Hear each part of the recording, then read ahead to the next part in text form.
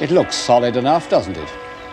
In the late Middle Ages, the civilization of Northern Europe seemed designed to last forever. Rich merchants, self-satisfied guilds, a conveniently loose political organization, no material reasons for change. And yet, in a few years, in a single generation, came the first of those explosions that were to create contemporary man, what we call the Reformation. What went wrong with that solid-looking world? I can't see the answer outside the fortress of Würzburg, but inside it, in this room, one gets a hint of trouble. It contains carvings by a sculptor named Tilman Riemenschneider, perhaps the best of the many skillful craftsmen in late 15th century Germany. And these carvings are not only moving as works of art, they show very clearly the character of North European man about the year 1500. They show, to begin with, his serious personal piety, a quality quite different from the bland, conventional piety that one finds in a great deal of Italian art. And then a serious approach to life itself. These men were not to be fobbed off by forms and ceremonies. They believed that there was such a thing as truth, and they wanted to get at it. What they heard from papal legates, who did a lot of traveling in Germany at this time, didn't convince them that there was the same desire for truth in Rome. And they had a rough, raw-boned peasant tenacity of purpose. So far, so good. But these faces reveal a more dangerous characteristic, a vein of hysteria. The 15th century had been the century of revivalism, religious movements on the fringe of the Catholic Church. Even in Italy, Savonarola had persuaded his hearers to make a bonfire of their so-called vanities, including pictures by Botticelli, which I suppose was a bad day for civilization. The Germans were much more easily excited. Look at this Italian cardinal by Raphael. He's not only a man of high culture, but completely self-contained. And compare him with one of the greatest of German portraits, Dürer's Oswald Krell. Those staring eyes, that look of self-conscious introspection, that uneasiness, marvelously conveyed by Dürer through the uneasiness of the planes and the modeling. How German it is, and what a nuisance for the rest of the world. However, in the 1490s, these destructive national characteristics hadn't yet shown themselves. It was still an age of internationalism. And in 1498 there arrived in Oxford a poor scholar who was destined to become the spokesman of northern civilization and the greatest internationalist of his day, Erasmus. Erasmus was a Dutchman. He came from Rotterdam. But he never went back to live in Holland. He'd been in a monastery there, and he'd hated it. And he'd also hated the coarse, convivial life of the average Netherlander. He was always complaining that they drank too much. He himself had a delicate digestion and would drink only a special kind of Burgundy. All his life he moved from place to place, partly to avoid the plague, because that king of terrors kept all free men on the move throughout the early 16th century, and partly due to a restlessness that overcame him if he stayed anywhere too long. However, in his earlier life, he seems to have liked England, and he had a successful stay in Magdalen College, and so this country makes a brief appearance in our survey of civilization.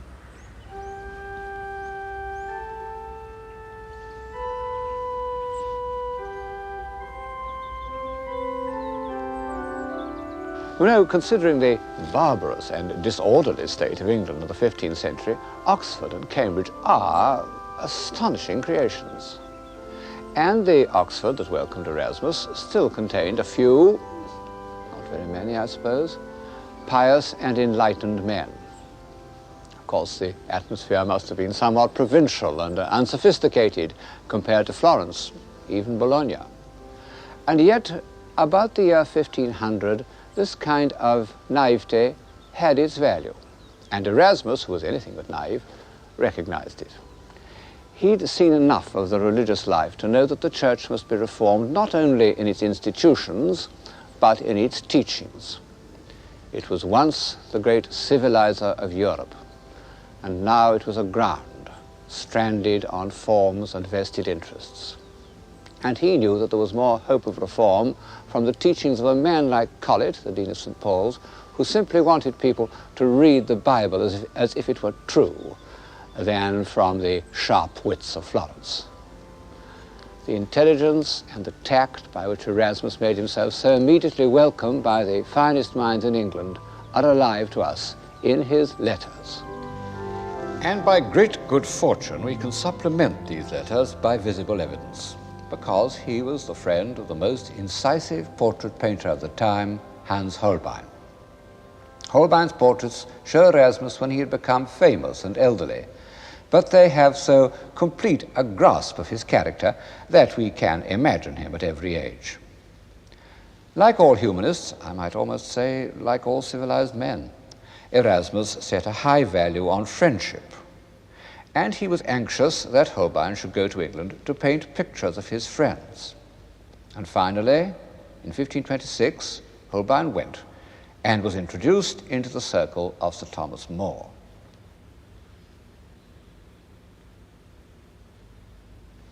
The brilliant youth with whom 20 years earlier Erasmus had fallen in love was now Lord Chancellor.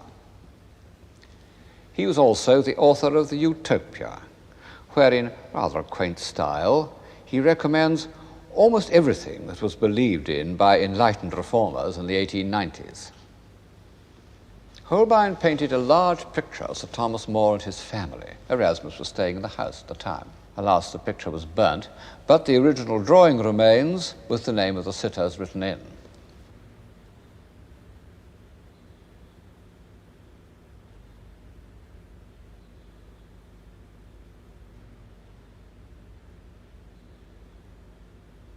Erasmus used to say that More's family were like the Academy of Plato.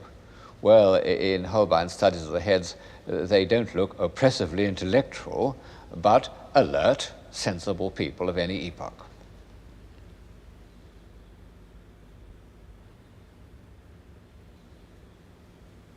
Thomas More himself, of course, was a noble idealist, too good for the world of action, where he sometimes lost his way. It shows how quickly civilizations can appear and disappear, that the author of the Utopia should have flourished, should have become, in spite of himself, First Minister of the Crown, halfway between the death of Richard III and the judicial murders of Henry VIII, of which he, of course, was to be the most distinguished victim. Holbein depicted other members of Erasmus's circle in England, and I'm bound to say that some of them, like the archbishops, Wareham and Fisher, look as if they had no illusions about the transitory nature of civilization at the court of Henry VIII. They look defeated, and they were defeated. In 1506, Erasmus went to Italy. He was in Bologna at the exact time of Julius II's famous quarrel with Michelangelo. He was in Rome when Raphael began work on the papal apartments. But none of this seems to have made any impression on him. His chief interest was in printing, in the publication of his works by the famous Venetian printer and pioneer of popular editions, Aulus Manutius. Whereas in talking about Italy, one's concerned with the enlargement of man's spirit through the visual image, in the north, one's chiefly concerned with the extension of his mind through the word. And this was made possible by the invention of printing. In the 19th century, people used to think of the invention of printing as the linchpin in the history of civilization. Well, 5th century Greece and 12th century Chartres and 15th century Florence got on very well without it. And who shall say that they were less civilized than we are? Still, on balance, I suppose that printing has done more good than harm. One certainly feels that way in the beautiful humanized workshop of the Plantin Press in Antwerp, and one can't but look with awe on this simple seeming invention. It looks so easy to work. Well, it is easy to work. Just roll it in like that, take this arm, pull as hard as you can, very hard. Roll it back, open it up,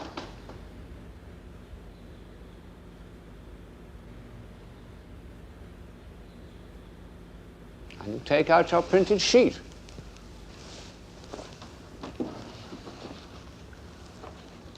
How easy they are to operate. You would have thought that anyone could have thought of it, like the wheel. Yet it was so effective that it remained practically unchanged for about 400 years. And perhaps one's doubts about the civilizing effect of printing have been aroused by a later development of the craft. Of course, printing had been invented long before the time of Erasmus. Gutenberg's Bible was printed in 1456. But these early printed books were sumptuous and expensive, done in competition with manuscripts. Men only gradually realized that printed books should reach as many people as possible. And it took preachers and persuaders almost 30 years to recognize what a formidable new instrument had come into their hands, just as it took politicians 20 years to recognize the value of television. The first man to take advantage of the printing press was Erasmus. It made him and unmade him, because in a way he became the first journalist. He'd all the qualifications. A clear, elegant style, in Latin of course, which meant that he could be read everywhere but not by everyone, opinions on every subject, even the gift of putting things so that they could be interpreted in different ways. Early in his journalistic career, he produced a masterpiece, The Praise of Folly. He wrote it staying with his friend Thomas More. He said it took him a week. I dare say it's true. He had an amazing fluency. And this time his whole being was engaged. We know to an intelligent man, human beings and human institutions sometimes seem intolerably stupid. And there are times when one's pent-up feelings of impatience and annoyance can't be contained any longer. Erasmus's Praise of Folly was an outburst of this kind. It washed away everything. Popes, kings, monks, of course, scholars, war, theology, the whole works. This is a page from it with a marginal drawing by Holbein showing Erasmus at his desk. And over the drawing, Erasmus has written that if he was really as handsome as this, he wouldn't lack for a wife. In the ordinary way, satire is a negative activity. But there are times in the history of civilization when it has a positive value. Times when the flypaper of complacency holds down the free spirit. This was the first time in history that a bright-minded intellectual exercise, something to make people stretch their minds and think for themselves and question everything, has been made available to thousands of readers all over Europe. It happened that during the same period in which Erasmus was spreading enlightenment through the word, another development of the art of printing was nourishing the imagination. The illustrated book engraved on a wooden block like this. Of course, the illiterate faithful had for centuries been instructed by wall paintings and stained glass. But the vast multiplication of images that was made possible by the printed woodcut put this form of communication on quite a different footing, at once more widespread and more intimate. And as usual, the invention coincided with the man, and the man was Albrecht Dürer.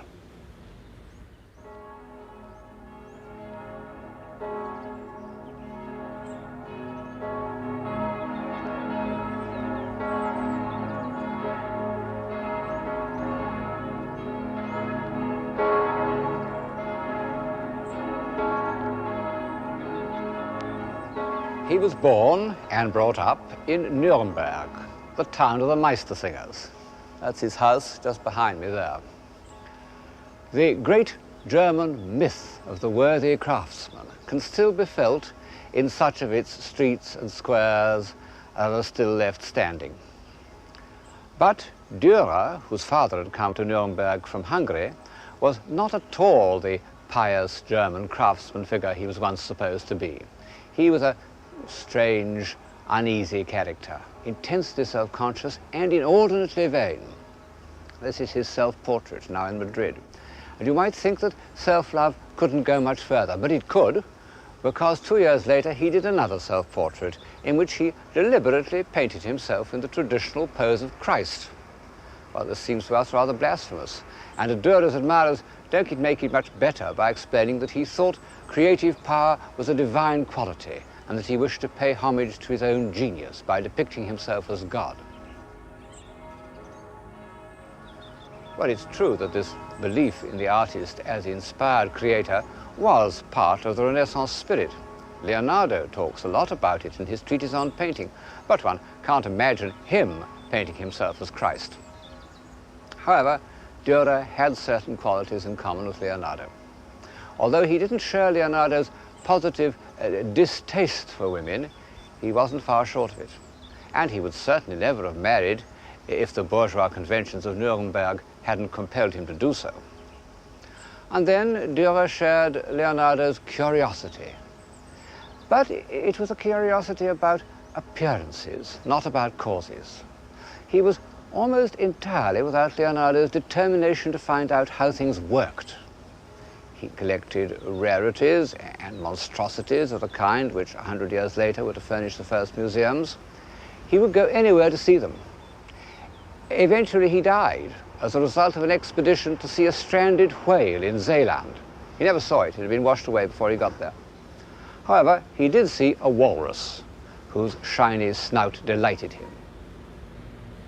Dürer's curiosity about nature had less questionable results in the drawings he did of flowers and grasses and animals. No man has ever described natural objects more minutely. And yet, to my eye, something is missing: the inner life. This drawing of blades of grass, which is greatly admired, looks to me like the back of a case containing a stuffed animal.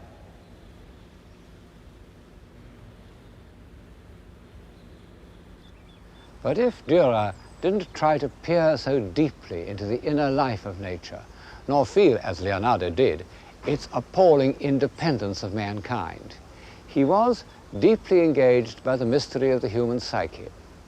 His obsession with his own personality was part of a passionate interest in psychology in general, and this led him to produce one of the great prophetic documents of Western man, the engraving he entitled Melancholia I.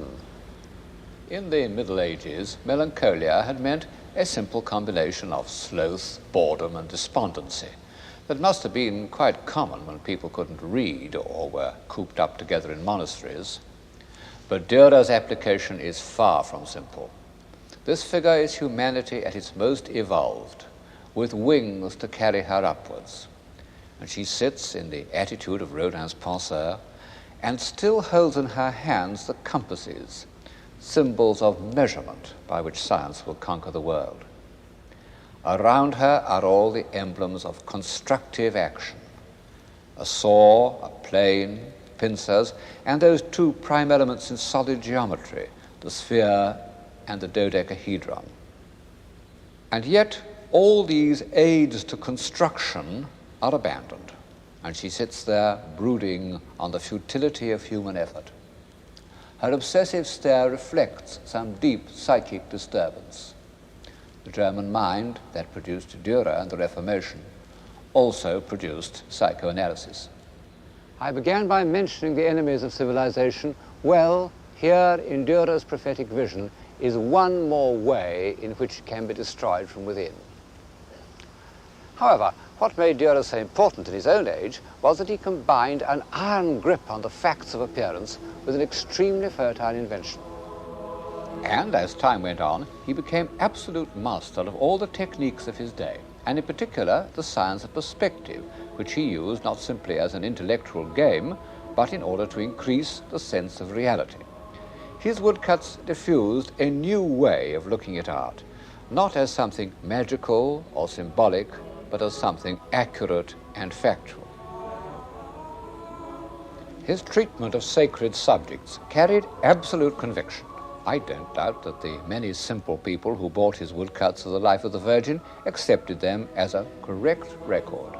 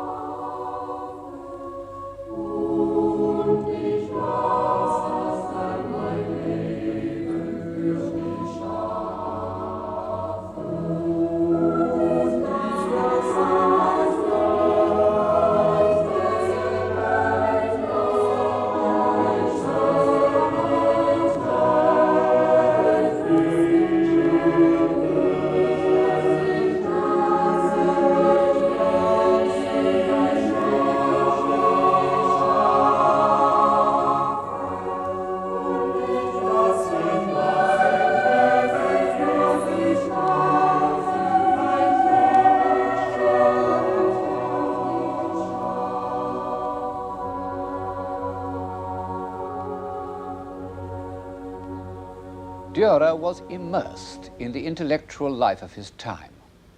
In the same year that Erasmus completed his translation of St. Jerome's letters, Dürer did this delicate engraving of his hero at work. What an Erasmian room! Clear, sunny, orderly, with its reminder of death, but also with lots of cushions, which they don't give you in monasteries. And Dürer made an even more striking reference to Erasmus in the engraving of the Knight with Death and the Devil. One of Erasmus's most widely read books was called The Handbook of the Christian Knight. And it was almost certainly in the artist's mind when he did this engraving, because he writes in a diary that refers to the engraving, "O Erasmus of Rotterdam, when wilt thou take thy stand? Hark, thou Knight of Christ, ride forth at the side of Christ our Lord, protect the truth, obtain the martyr's crown." Well, that wasn't at all Erasmus's line. And this grimly determined knight with his heavy Gothic armour forging ahead oblivious of the rather grotesque terrors that accost him is as far removed as possible from the agile intelligence and the nervous side glances of the great scholar. For 15 years, Dürer's cry to Erasmus was echoed by his contemporaries all over Europe, and it still appears in old-fashioned history books. Why didn't Erasmus intervene? Well, he wanted above all to avoid a violent split down the middle of the civilized world. He didn't think a revolution would make people happier. In fact, revolutions seldom do. In one of his letters, written soon after Dürer had done his portrait, he says of the Protestants, "I have seen them return from hearing a sermon as if inspired by an evil spirit. The faces of all showed a curious wrath and ferocity." Although Erasmus seems to us so modern, he actually lived beyond his time. He was by nature a humanist of the early Renaissance. The heroic world of the 16th century was not his climate. To my mind, the extraordinary thing is what a huge following he had, and how close Erasmus, or at least the Erasmian point of view, came to success.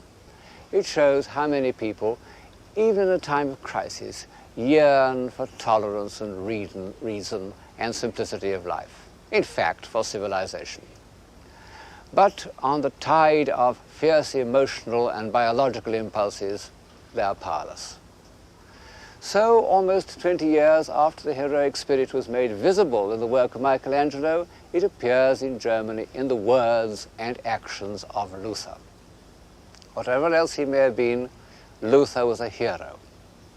And after all the doubts and hesitations of the humanists and the hovering flight of Erasmus, it's with a real sense of emotional relief that we hear Luther say, "Here I stand."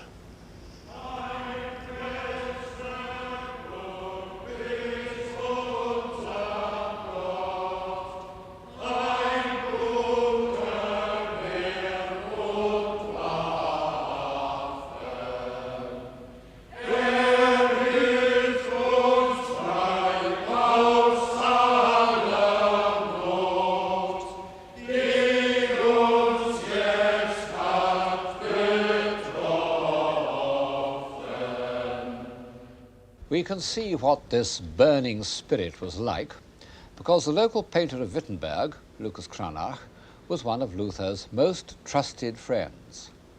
And Cranach portrayed Luther in all his changing aspects. The tense, spiritually struggling monk, the great theologian with the brow of Michelangelo, the emancipated layman. Cranach was a witness of Luther's marriage and painted the portrait of his bride, an admirable and intelligent nun. Even in the disguise he wore when he escaped incognito to Wittenberg, no doubt he was extremely impressive, the leader for which the earnest German people is always waiting. Unfortunately for civilization, he not only settled their doubts and gave them the courage of their convictions, he also released their latent violence and hysteria. And beyond this was another northern characteristic that was fundamentally opposed to civilization, an earthy animal hostility to reason and decorum. One fancies that Nordic man took a long time to emerge from the primeval forest. Look at this old troll king who seems to have grown out of the earth. That's Luther's father, painted by Cranach. He was a miner, with a miner's independence and strength of will. H.G. Wells once made a useful distinction between what he called communities of obedience and communities of will. He thought that the first, the communities of obedience, produced the stable societies like Egypt and Mesopotamia, the original homes of civilization, and that the second, the communities of will, produced the restless nomads of the north. He may be right. Anyway, the community of will that we call the Reformation was basically a popular movement. At the end of Erasmus's letter, in which he describes the surly Protestants coming out of church, he adds that none of them, except one old man, raised his hat. Erasmus was against forms and ceremonies and religion, but when it came to society, he felt differently. And so, strangely enough, did Luther. The great popular uprising known as the Peasants' Revolt filled him with horror, and he urged his princely patrons to put it down with the utmost ferocity. Luther didn't approve of destruction, even the destruction of images. But most of his followers were men who owed nothing to the past, to whom it meant no more than an intolerable servitude. And so Protestantism became destructive. And from the point of view of those who love what they see, it was a good deal of a disaster.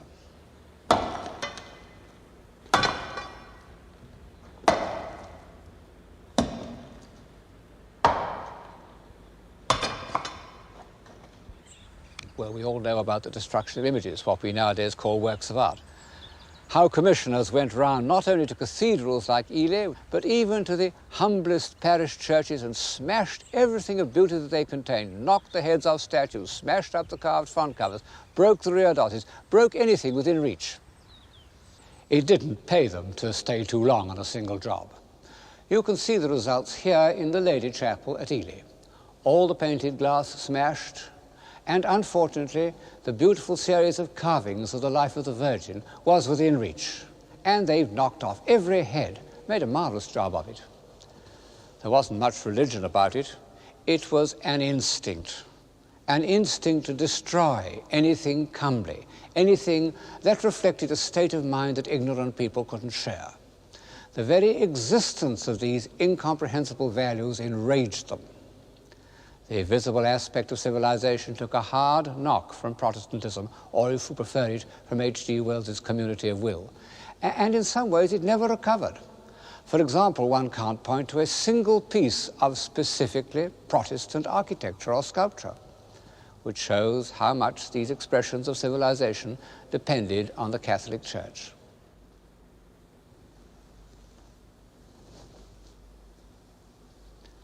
But it had to happen. If Western civilization was not to wither or petrify, like the civilization of ancient Egypt, it had to draw life from a larger area than that which had nourished the intellectual and artistic triumphs of the Renaissance. And ultimately, a new civilization emerged. But it was a civilization not of the image, but of the word. Luther gave his countrymen words. Erasmus had written solely in Latin. Luther translated the Bible into German, noble German too, as far as I can judge, and so gave people not only a chance to read Holy Writ for themselves, but the tools of thought. And the medium of printing was there to make it accessible.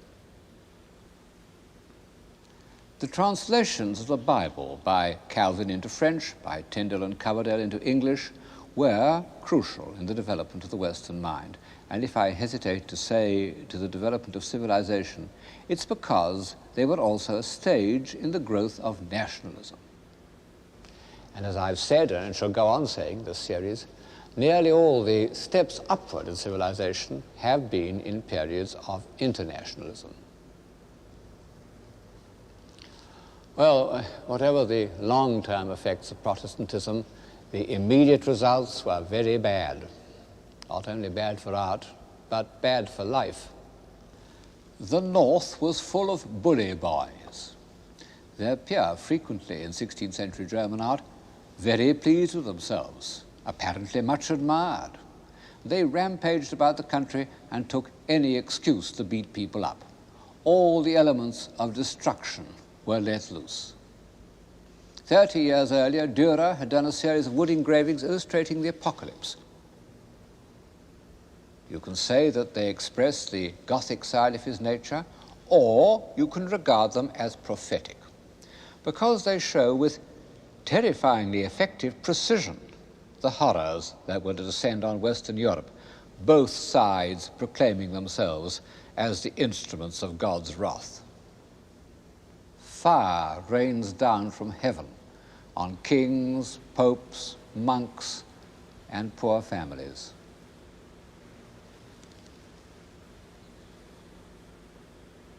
And those who escape the fire fall victim to the avenging sword. It's a terrible thought that so-called wars of religion, religion of course being used as a pretext for political ambitions, but still providing a sort of emotional dynamo, that wars of religion went on for 120 years and were accompanied by such revolting episodes as the massacre of St. Bartholomew. What could an intelligent, human, open-minded man do in mid-16th century Europe? Keep quiet, work in solitude, outwardly conform, inwardly remain free.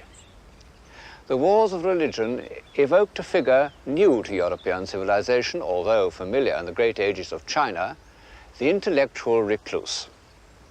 Petrarch and Erasmus had used their brains at the highest level of politics. They had been the advisors of princes.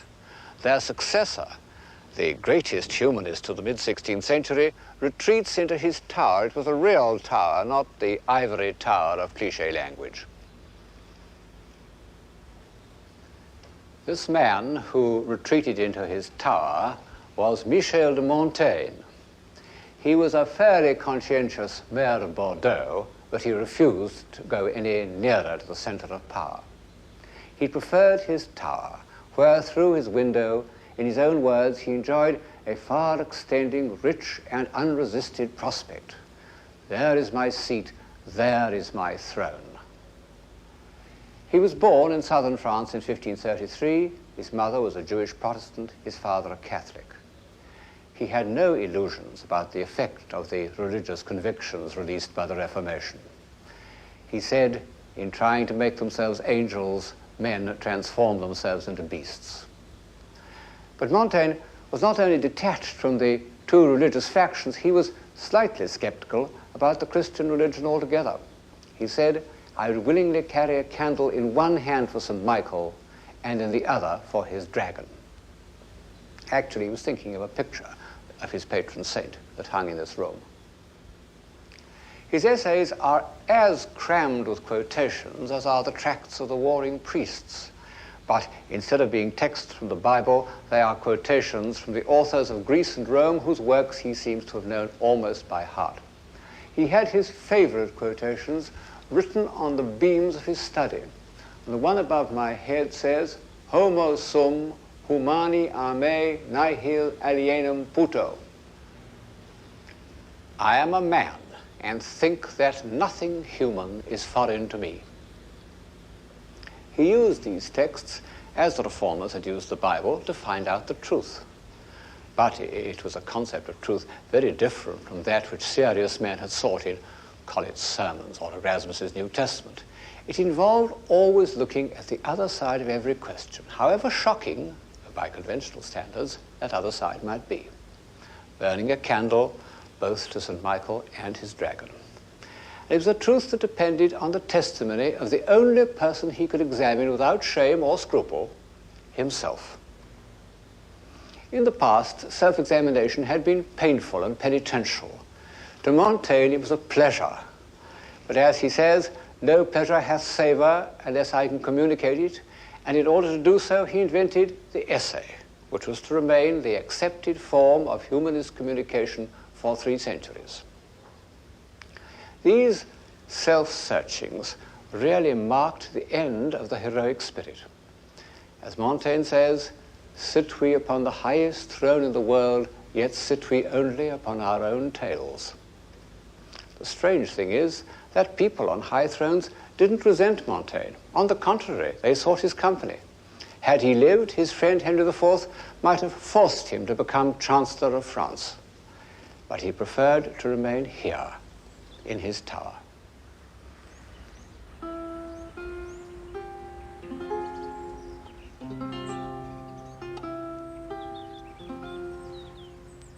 Such was the egocentric isolation that the wars of religion forced on the most civilized man in late 16th century Europe. But there was one country in which, after 1570, men could live without fear of civil war or sudden revenge, unless they happened to be Jesuit priests: England. England, which was almost untouched by the visible signs of the Renaissance, which had little painting and no sculpture, but had developed a fantastic architecture of its own.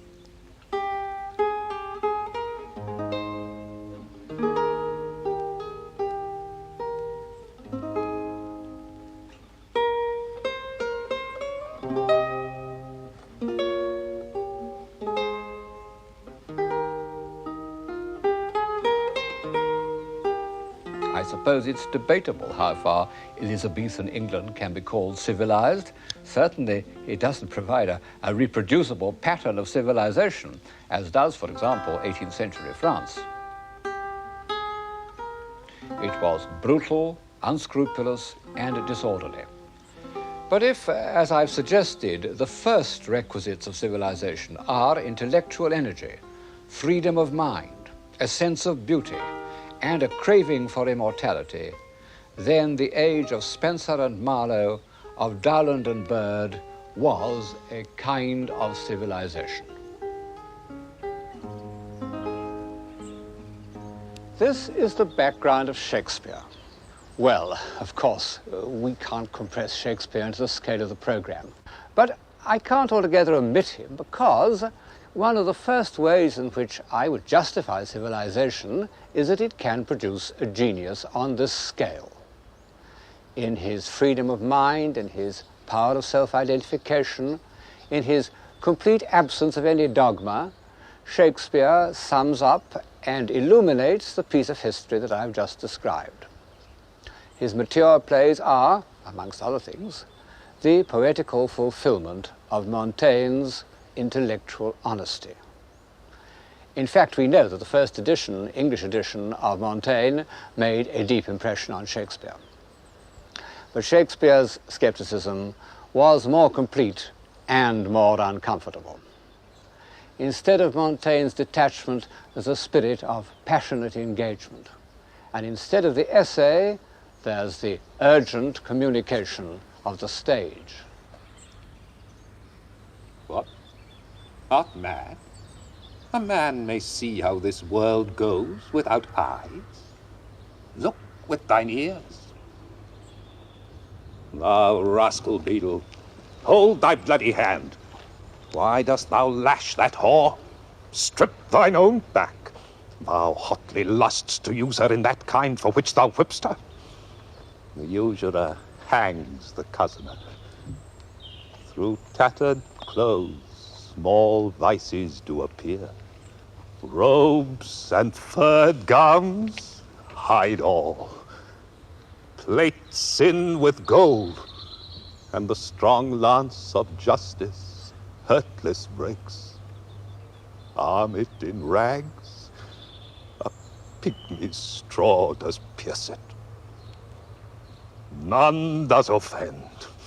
None, I say. None. Pure Montaigne, with a difference. You know, this must be the first time, and there will be the last time, that a supremely great poet has been without religion. Tomorrow, and tomorrow, and tomorrow creeps in this petty pace from day to day to the last syllable of recorded time. And all our yesterdays have lighted fools the way to dusty death. Out, out, brief candle, life's but a walking shadow, a poor player that struts and frets his hour upon the stage and then is heard no more. It is a tale told by an idiot, full of sound and fury, signifying nothing. How unthinkable before the breakup of Christendom, the tragic split that followed the Reformation. And yet, I feel that the human mind has gained a new strength by outstaring this emptiness.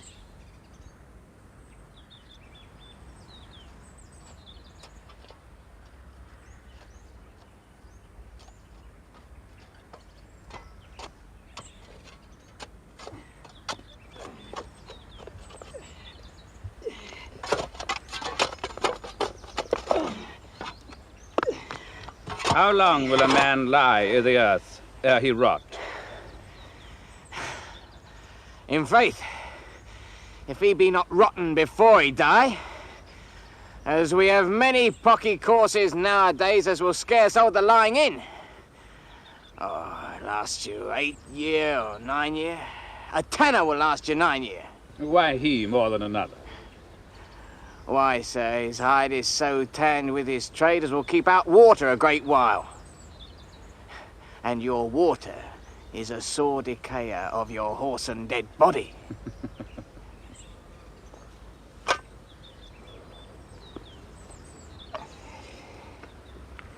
Here is a skull that hath lain you in the earth 23 year. Whose was it? A whoresome mad fellow it was. Whose do you think it was? Nay, I know not. Pestilence on him for a mad rogue. Poured a flagon of Rhenish on my head once. This same skull, sir. Yorick's skull. The king's jester. This? Mean that. Let me see. Alas, poor Yorick. I knew him, Horatio.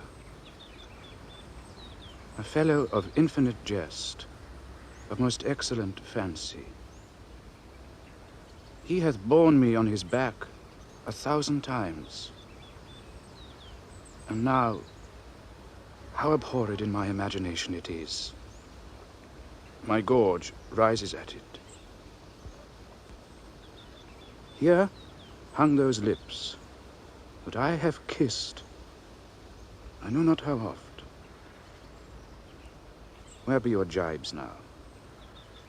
Your gambols? Your songs? Your flashes of merriment that were wont to set the table on a roar? Not one now to mock your own grinning. Quite chap fallen. Now, get thee to my lady's chamber, and tell her, let her paint an inch thick. To this favor she must come. Make her laugh at that. I prithee, Horatio, tell me one thing. What's that, my lord? Dost thou think Alexander looked to this fashion i' the earth? E'en so. And smelt so. Ha! E'en so, my lord. To what base uses we may return, Horatio. Why may not imagination trace the noble dust of Alexander till he find it stopping a bunghole? But to consider too curiously, to consider so. Oh, faith, not a jot, but to follow him thither with modesty enough and likelihood to lead it. As thus, Alexander died, Alexander was buried. Alexander returneth to dust. The dust is earth. Of earth we make loam. And why of that loam, whereto he was converted, might they not stop a beer barrel? Imperious Caesar, dead and turned to clay, might stop a hole to keep the wind away. Oh, that that earth which held the world in awe might patch a wall to expel the winter's flaw.